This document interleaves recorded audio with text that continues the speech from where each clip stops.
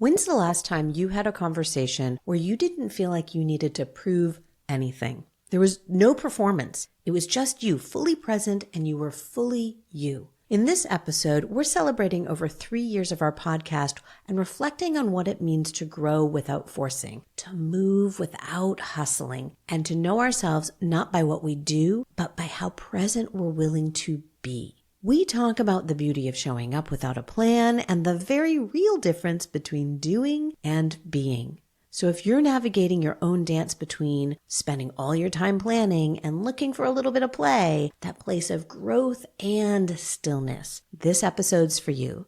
Let's get into it.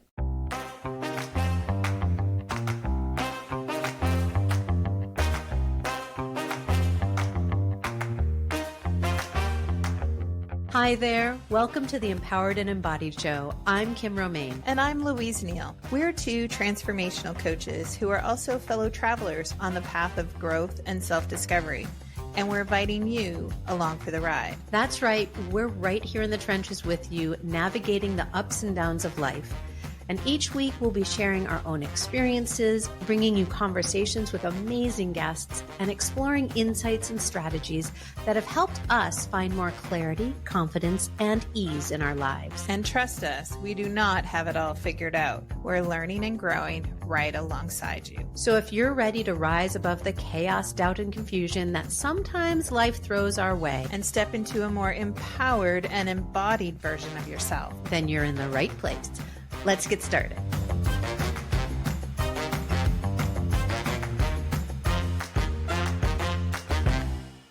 Hello, everybody. Welcome back to another episode of the Empowered and Embodied Show. I am one of your co-hosts, as always, Kim Romain, joined by the lovely... That's me. I am your other co-host, Louise. It's true. It's true. So true. It's so true. We've been doing this for over 3 years. Can you believe that? I can actually. Can you? Yeah. Why is it believable? I think it's believable because not only have we had amazing conversations and, phenomenal guests and all that good stuff. That part's like, wow, we've done that. It feels like it's so much a part of who I am and who we are these conversations. So yeah, it's like, it does feel like we've always done this. So I guess that's where the 3 years doesn't surprise me. I find the structure and the routine of this podcast comforting. Mm-hmm. In that I know that we're going to get together and we're going to have a great conversation and something's going to come from it. Because we don't have these conversations just for shits and giggles. We have these conversations and we go deep with ourselves and with our guests. I've always known that what we're talking about is important, and we get to do that in a way that feels really good. And that routine really does. It helps me because I know we're going to have it. I know we're going to have great guests. And we get to explore and talk. And we don't script anything when we're talking with our guests, right? We don't know where that conversation is going to go. And I love that we get to go deep with people who were strangers only moments before.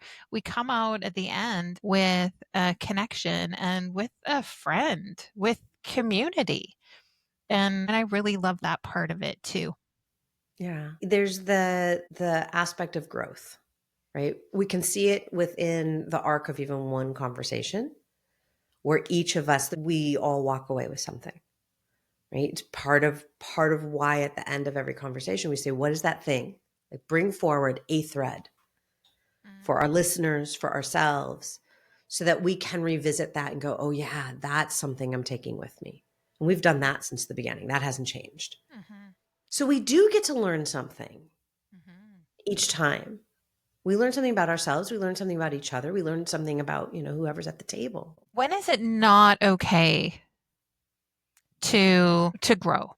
Like I get this sense of I literally just heard the needle go off the record.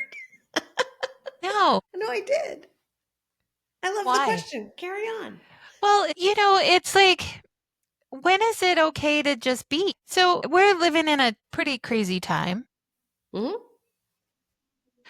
I often get, what am I trying to say here? There's so many things that are trying to fall out of my head. I get caught up sometimes in self-development as part of this, and I can get caught up in the consumption of things, right? Fair. So Yeah, oh yeah. I can get caught up in the consumption of news cycle. I can get caught up in the consumption of learning something new. And I can get caught up in my own self-development because I'm curious and I get on these tracks where it's just kind of like go go go. And I'm curious is like when is it okay not to do those things? Oh, you mean because I was just talking about all the growth that happens during these conversations? Yeah, like Yeah, when yeah. totally fair. Yeah, always. It is always okay to just be. I don't think when I'm saying that growth, I'm not actively or even intentionally trying to grow. I'm not sitting here going, I'm going to have this conversation so I can lean into more personal development. That's not at all what I do. And yet, when I walk away, I always walk away with something. And I walk away with something because of of presence, because I'm present in the conversations. I'm listening not for the purposes of what can I learn, but I'm listening to be as a part of presence. Does that make sense? Yeah, why be present? Like what's important about that? That is a great question. And what came through initially is, and it may be my answer, is because that's me. Presence feels like when I'm present, I feel like I get to actually be me. When I'm not present, so when I'm distracted or when I'm guarded or when I'm pre-thinking about things, when I'm performing, I'm not me. I don't get to be me. Mm. And when I'm present, I get to be super, like I can't be anybody but me. I can't, and I'm not doing anything either. That's the, to me, that's the beauty of presence is I'm not doing anything. I'm just being, which allows me to be present. Tell me more about this being doing thing because I think it's really interesting because this is conversations we have about how to be more ourselves without doing more, but yet we still are moving. So you added a layer there. I did. Yeah. All right. So how do you be more without doing more so you can continuing to move? Yeah. Is that the goal? I have so Well, many so questions that's my today. question. Yeah, like so why Yeah. that added layer? Why do I have to move? Ooh, that is a good question. But I feel like when we're talking about and we've had guests on our podcast before we talk about slowing down and being present and doing things differently. There's still for me, there's still this I still have things I want to do in the world. Like there's still things I Sure. want to accomplish. There's still things like I 53 and there are decades, hopefully, I have decades before me where I get to do stuff, Mhm. bring things into my life and do different things. And so when you were saying about like I want to just be and I don't want to do and I'm like, what how does that get me the stuff that I want? Well, but I'm not trying to get stuff in this conversation. Cuz so what we were talking about was the presence cuz you asked me the question about growth. Like do we always have to grow? Yeah. Do we always have to move? Do we always have to do? Right? Mm. No. And when talking about growth in terms of these conversations, it's a cool benefit that we get to walk away with this place of growth, this place of I learned something. That's not my intention anytime I go into these conversations. I go into these conversations to be really present to experience the conversation. It's very different energy that I have than when I'm present and I'm building out offers, or I'm present and I'm teaching a class, or I'm present and I'm developing a timeline for something. That's a right? That's not the presence of being here, being open to where we're going. Yes, I got really curious because you were talking about how you were more you when you're present. Mm-hmm. So you want to know then, I'm assuming from that comment, how am I still me when I am teaching or when I'm doing or building or planning? So that type of presence, I have to be present still to be able to be me in that moment. And if I'm forcing that moment, like, oh, I have to sit down and I have to figure out what my plan is for this month. I have to figure out a content calendar, blah, blah, blah, blah, blah. Whatever that thing is, probably doesn't feel like me. It feels like, CEO hat, running my business self. And there's part of that is me. Because there is a part of me that actually really loves to do the planning, loves to create a timeline, loves to create whatever. So if I'm in the frame of mind where I can be present and focused on what I'm developing and let it unfold naturally, that's fantastic. If I go, and then I'm not saying that happens every time. There are plenty of times where I'm like, fuck it, I have to have this figured out. I just have to have this figured out. I have to do this thing. So I take another part of my personality and I go, okay, who here, what part of Kim can move this forward? So yeah, it's me, but it's not me in the sense of unburdened and attached, right? I do still have attachments and judgments and all those things that it's like, how do you approach this from that place of non-attachment, non-judgment? Well, it's important to at times release those things. And as a human being, I don't release them all the time. I don't know. Does that answer the question? Yes. And I think it's really interesting, when we talk about being authentic and like, how do we be more ourselves? First of all, we have to understand who we are so that we know when we're in that moment, or we know how to show up. And yet we can still be ourselves in different ways.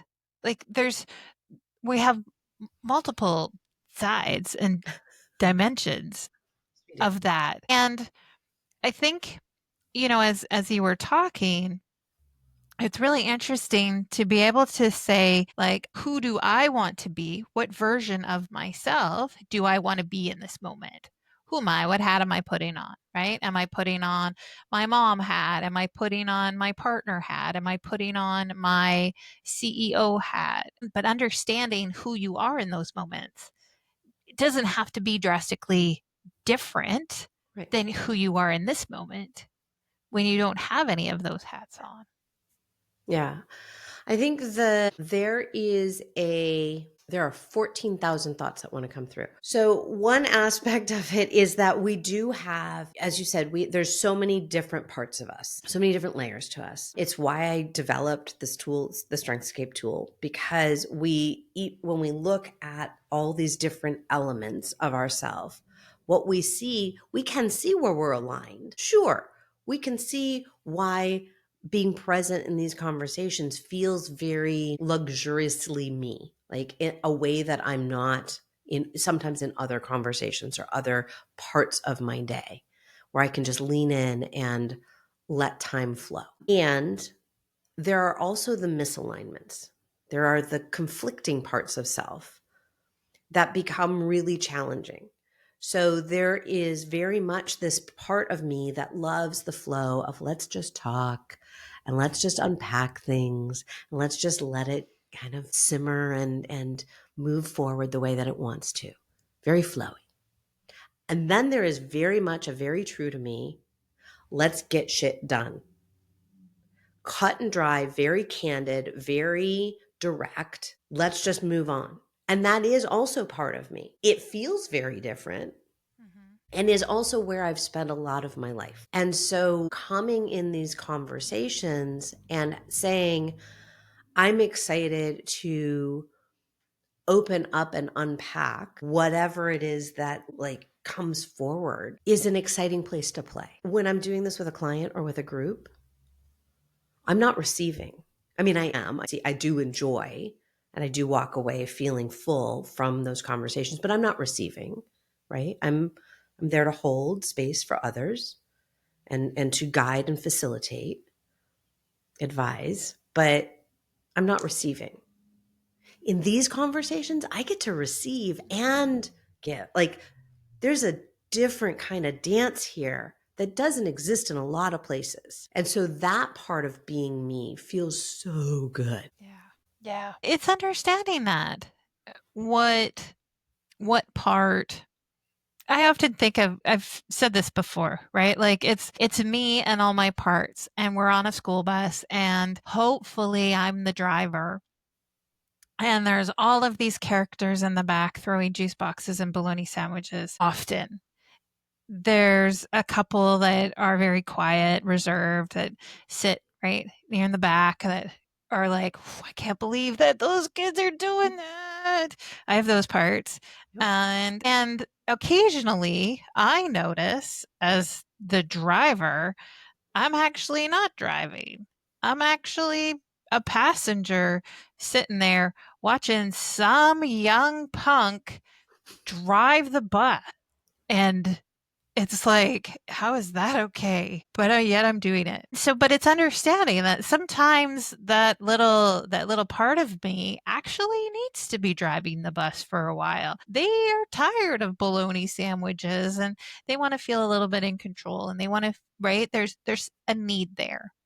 And like as you were talking about like these different parts of you and understanding like what each part needs, it starts to become a dance that we do around understanding like all of these parts of us, the totality of us, and what each part, like every part has a strength, has a superpower, it has a reason for being on the bus.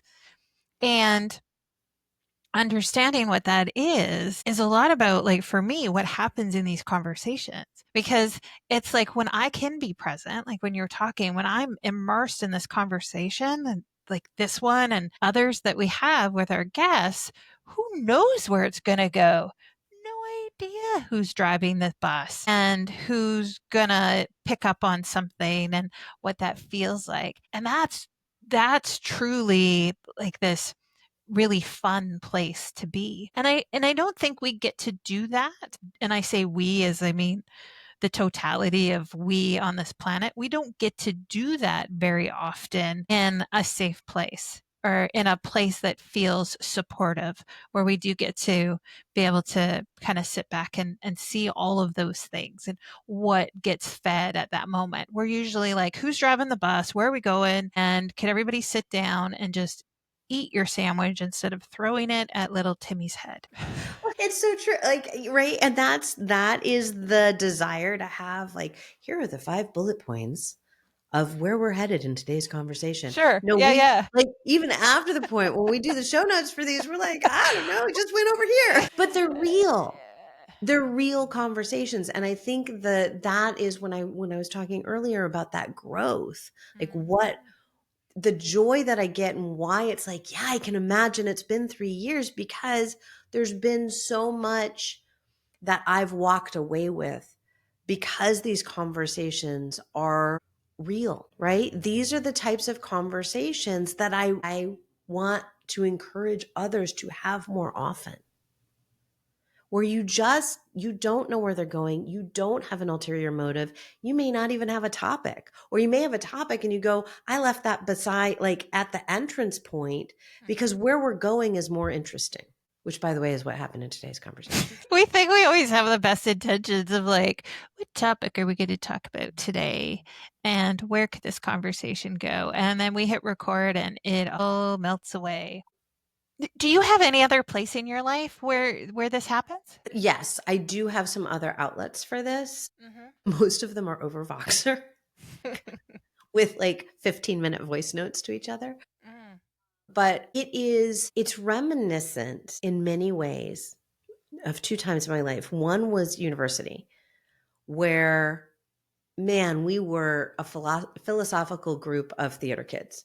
And we sat around and we talked about everything. And we explored, and we were stoned off our asses. And we were constantly trying to figure out, right? Get deeper. We thought we were getting really deep. We might have been, like, I don't really know. We might have been. But then it also reminds me of when I met my husband. And we would spend hours just talking. We weren't solving any world problems, right? We weren't trying to get to a certain point in a conversation.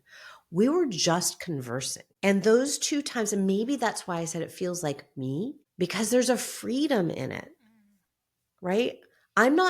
Sure, I watch the clock. That's one of my jobs on here, is to make sure we wrap up in a timely manner.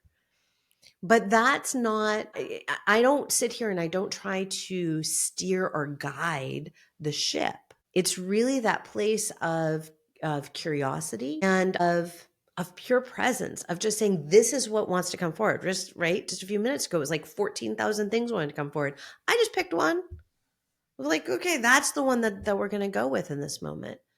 But that's real life. That's a real conversation. It's not what I feel like. I rarely got it in the workplace because every conversation had to have a purpose, unless it was in the break room. And then, right, some of those were really, really short because we had to go back and do what we were doing. And then, for at least 15 years, the other conversations that I've been having have been around parenting or running a business, or, right, they're very focused versus just exploring. What about for you? Well, two things come up. So I have a person in my life that happens all the time, right? He'll come over or we'll get together and we'll say, this is what we're going to do. And 3 hours later, we haven't even started that thing because we've been talking and doing other things that feel a little more spontaneous and less planned, less scripted.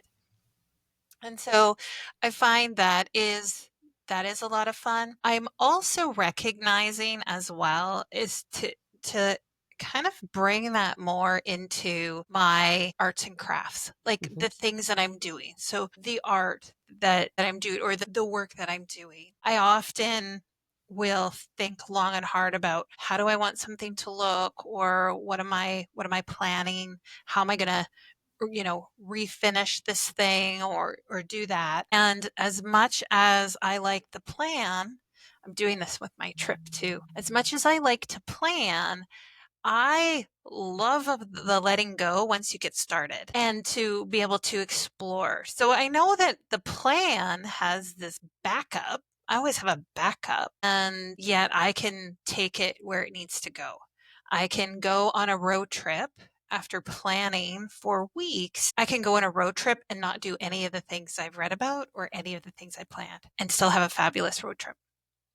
I can do my renovations to my room. I can plan, I can make sure everything's like, yeah, and still end up with something completely different. Different paint on the walls, wallpaper versus tile, whatever that looks like. That's okay. I need the plan. I enjoy the plan. And then I enjoy the curiosity and the flexibility and the adaptability that comes with not following the plan. So those are those two of the kids throwing bologna sandwiches at each other. One loves it and the other one is like, yeah, who cares? Yeah, that's those misalignments, right, that I was talking about, where you can have one part of yourself that clearly wants to just be in full play, and the other side where it's like, but we need a structure. But it Right? doesn't feel like a misalignment to me. So how do you work through it? How do you know when it's time to play and when it's time to plan? And that's awesome that it doesn't feel that way, because it does for a lot of people. Yeah, it's interesting because I have learned about myself that they each have a different need and that they can actually coexist. And so the part of me that loves to plan isn't attached to the outcome anymore. I used to be very attached to the outcome. And when I didn't get that outcome, it was like, what the hell? I've planned it and everything is supposed to go, right? And it doesn't. But that part of me that likes to plan, it's the act of planning that feels so fun. It's not the outcome, it's the act of doing it. And the part of me that loves the spontaneity also appreciates that there's always a backup plan. Like the planner's got it all. The planner has memorized the tour book and the map.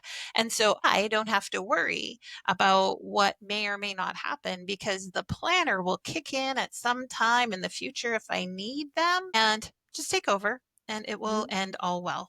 And so they actually need each other. The planner needs the spontaneous side of me to kick things into action. Otherwise, I'd still be planning. And then the spontaneous part of me knows that they can be spontaneous because the planner's got it covered. And that's knowing yourself, right? That's knowing that within you, you have these two parts and understanding what each of those parts need. So the planning part needs a little bit of tempering, lack of a better word maybe, to just say, you've done enough, thank you. And to be able to let go and say it doesn't have to be the outcome that you planned, the way you planned it. And that can take a lot of work with that part, right? Because I have one of those parts too that would say, this is how we planned it. This is how it has to be. I mean, I was a stage manager, for God's sake. But I had to learn in stage management, like, yes, we have a plan, and that plan will never go the way that you want it to. So what do you need to, right? Work with that part so it can relax a little bit, release a little bit. And then on the spontaneity side, the play side, for that part to know, it actually thrives when it understands that there is a framework or some security or some safety built in. Right? Because very many of us, we have that spontaneous side, that free will side, that very playful side that it's like, I don't want any fucking rules. And right, we run around and we're like, I don't need anything, just leave me be. And then all of a sudden when the bottom drops out, it's like we freeze. We can't move because we don't know what to do. And we don't feel safe. Or we keep pushing through to continue to find that next high because that's what's going to make us feel safe the next time. Like we're back in the saddle. So, but that takes a great deal of understanding to say, I have, and this is why I'm saying a lot of people don't recognize those misalignments actually do support each other because they do. They always do. They always do. Sometimes we have to really figure out where they're holding, right? Where they're gripping and saying, this is my position and my position is the right position versus saying it's okay, right? I mean, we're both Manigens. You're a pure Manigen. I'm an emotional Manigen. And so the way we're designed as Manigens, you have this beautiful circuit that allows you to just just you can manifest, make things happen, inform, respond all day long. I cannot. And are two separate systems. And I expected them to operate as one system. And as I started to understand they're two separate systems and they both have separate needs, the more I was able to tap into them and allow them to each have what they need so that they can support me in a way that actually allows me to move things forward. To go back to what you were talking about earlier, instead of just spinning, right? Because I can get really good at spinning and chasing my tail. Yeah. So how did you learn that about yourself?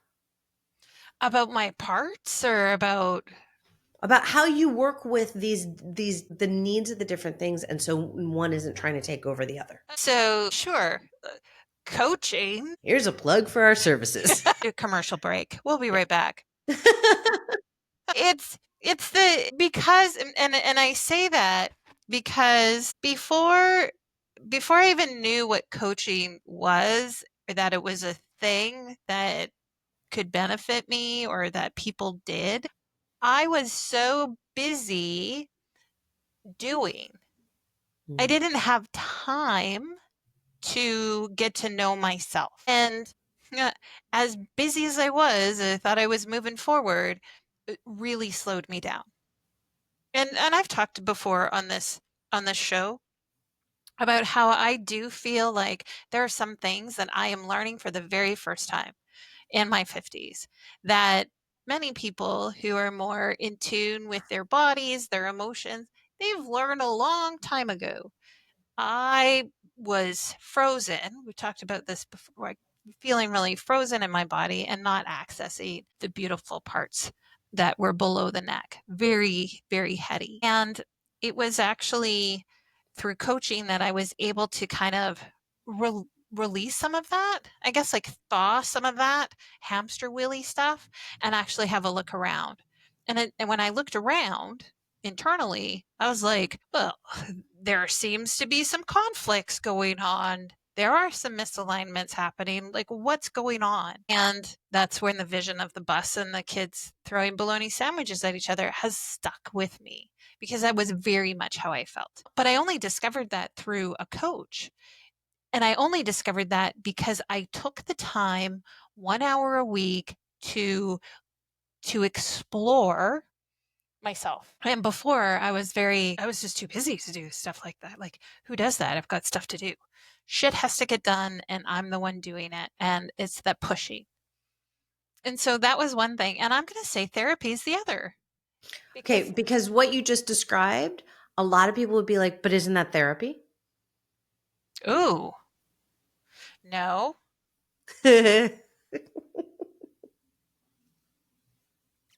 I get called a business therapist all the time. So here's the difference. What I talk to my coach about is different than what I talk to my therapist about. Not in the sense of like it's different topics. It's how I talk about it and it's what we do about it that's different. And so in therapy, it's very much about, for me, it's about an unpacking of my suitcases that I brought to this moment. So my traumas, the things that have happened to me in the past that are obstacles or potential obstacles, I get to unpack that with a therapist. That's my suitcases. I'm throwing them open and we're looking through all of this stuff and I'm figuring out, how'd that stuff get there? Do I still need that stuff? All of those things.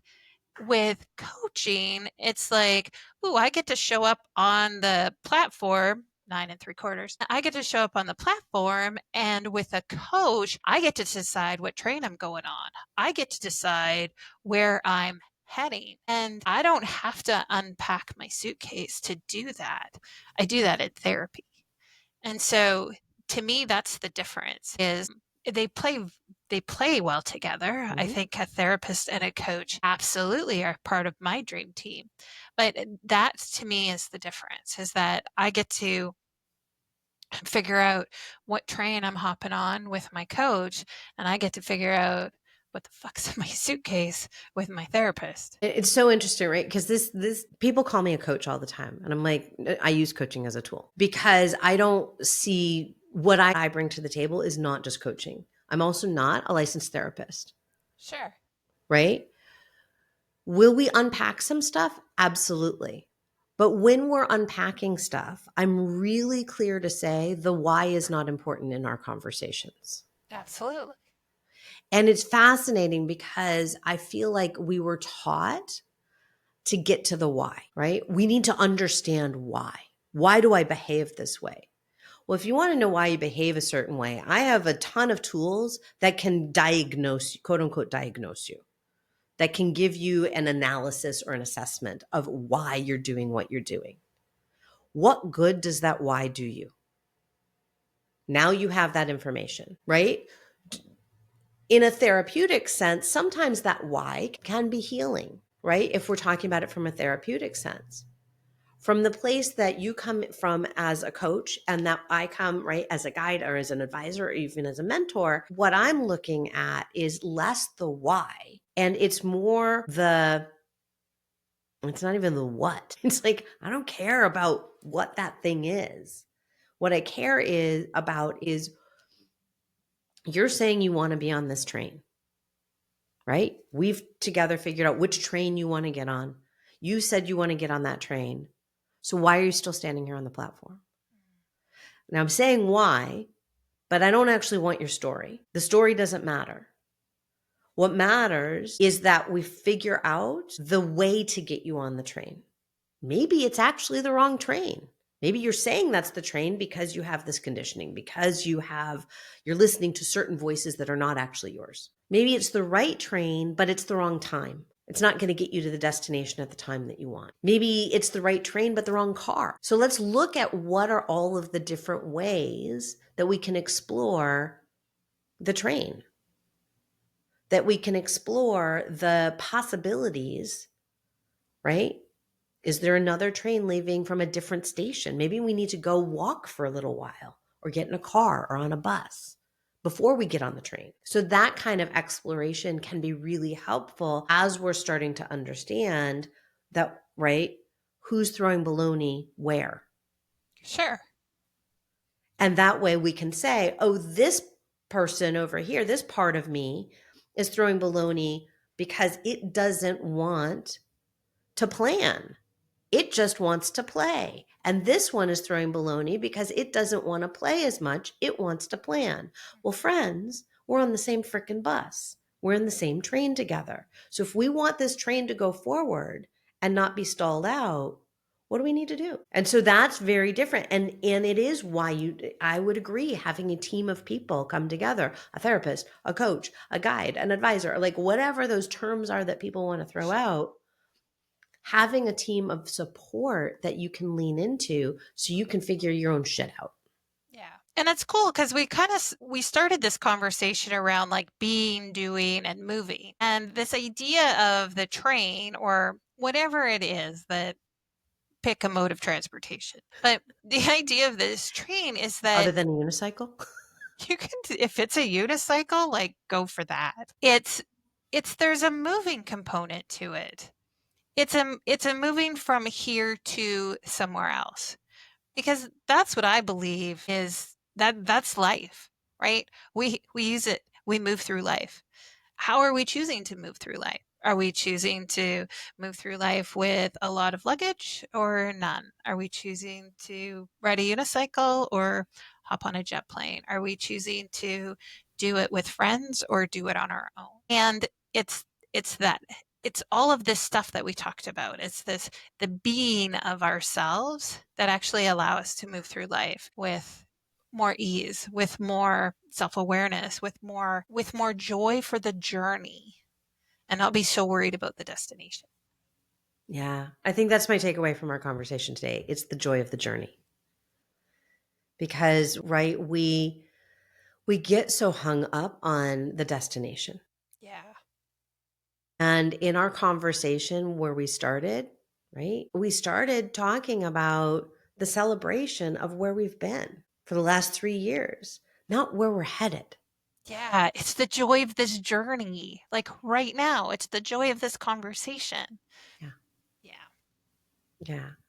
Well, Louise, thank you as always for having such a joyful conversation, such an ease-filled conversation where we got to just see what was along the way. Yeah. Yeah. So come join us, listener, on our next episode where who knows where we're going to go, but we're going to have fun getting there. We absolutely will. Make sure to reach out, like, follow, do all of those things with this podcast, but reach out to me. I'd love to continue the joy conversation. You can find me on LinkedIn most days. Multiple times a day, usually. Usually. How about you, Kim? Yeah, I'm also on LinkedIn, not quite as often, but I am on LinkedIn, and I'm also over on Substack. So come play with me. I like to play. Yeah, absolutely. Thanks, everyone. Take care. Bye for now. And that's all for this week's episode of the Empowered and Embodied Show. We hope today's episode has sparked something within you. Remember, we're all on this journey together. If something did resonate with you today, why not share it with a friend who might need to hear it too? You can find us everywhere you listen to podcasts. Don't forget to subscribe so you never miss an episode. And if you're feeling generous, leave a review. Your feedback not only helps others find the show, but also helps us understand what's most valuable to you. Until next time, be kind to yourself, stay curious, and remember, we're walking right alongside you. Thanks for being part of our community.